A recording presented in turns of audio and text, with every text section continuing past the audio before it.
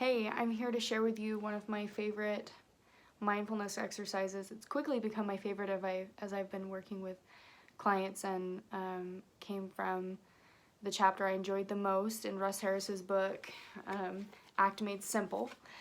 So this exercise is called the kind hand exercise. It's also referred to as the compassionate hand exercise. It deals with mindfulness and self-compassion.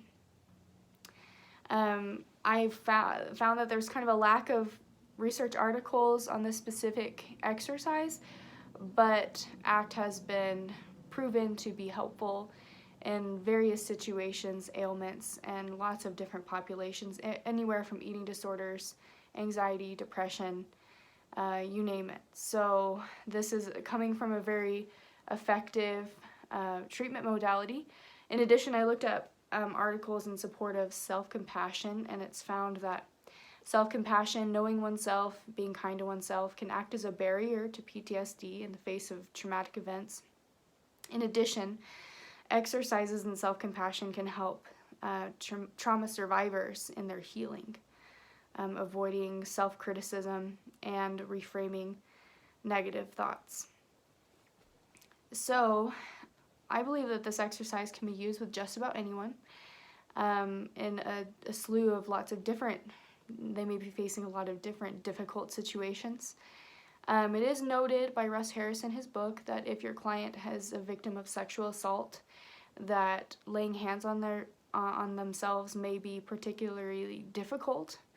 In this particular instance, it suggested that you tell your client to maybe hover their hand up above their heart or hover their hand above their stomach wherever they're feeling the most pain rather than making direct contact.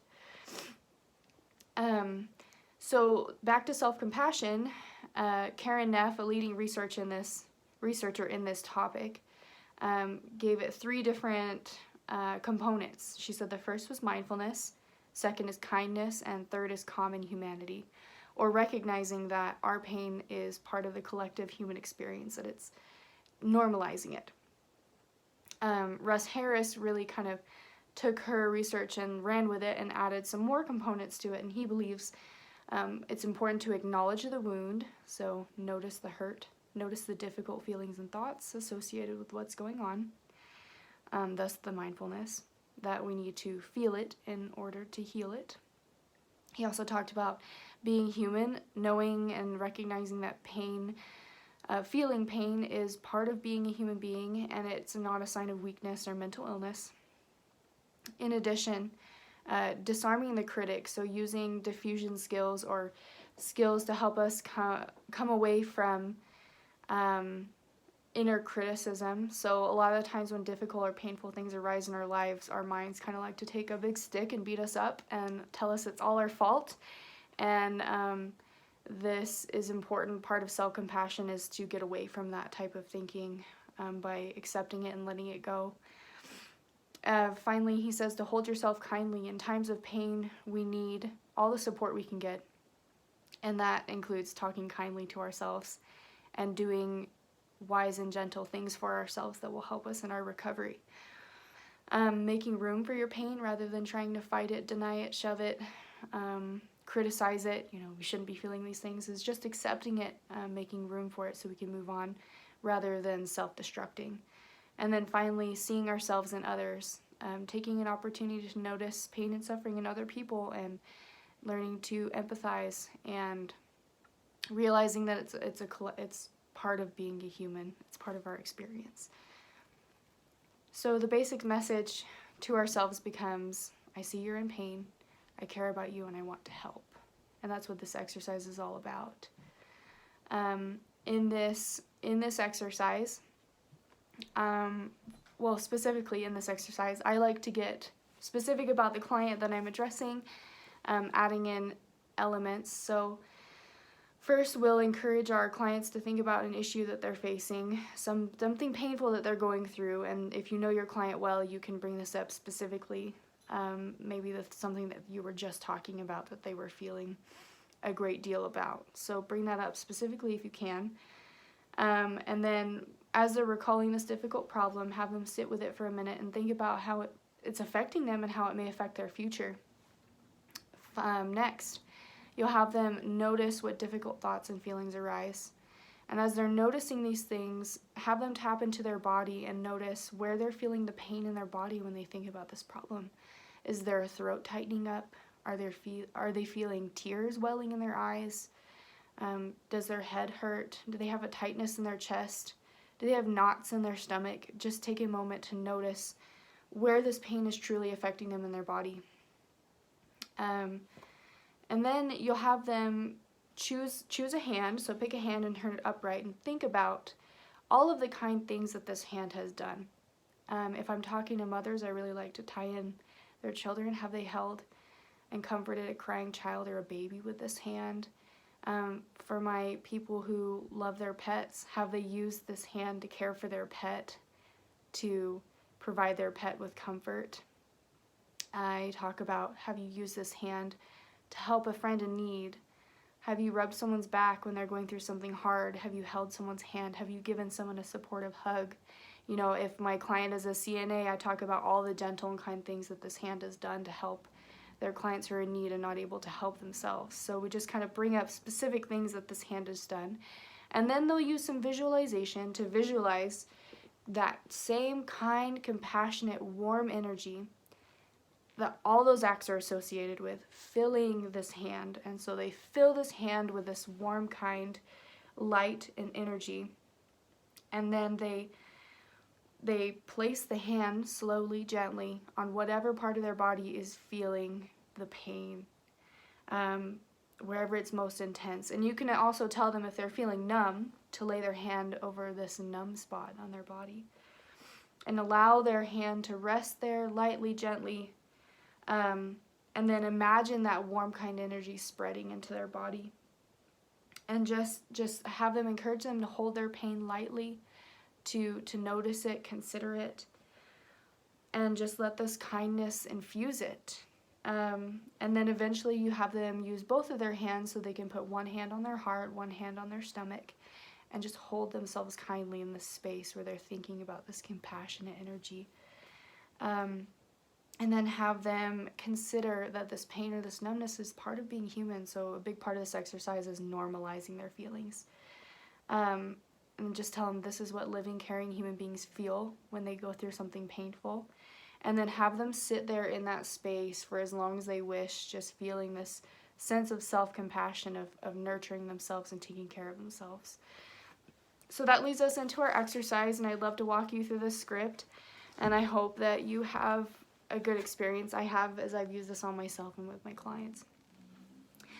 So I invite you now to find a comfortable position in which you are grounded. You can gently press your feet into the ground. If you're seated in a chair, you lean slightly forward and straighten your back. Drop your shoulders. Now bring to mind a problem you're struggling with. Take a few moments to reflect on the nature of this issue. How is it affecting you now? And how will it affect your future? As you do this, notice what difficult feelings and thoughts arise for you. Tap into your sense of curiosity and notice where you feel this pain in your body. Is it in your head, your neck, your shoulders, your throat, your chest, your stomach? Notice this pain as if you were a curious child, discovering something totally new. Where is it? What's it like? Now pick one of your hands and turn it palm upward, and take a moment to connect with times you have used this hand in kind ways. Have you held the hand of a loved one in pain? Have you offered someone a supportive hug? Have you held a crying baby?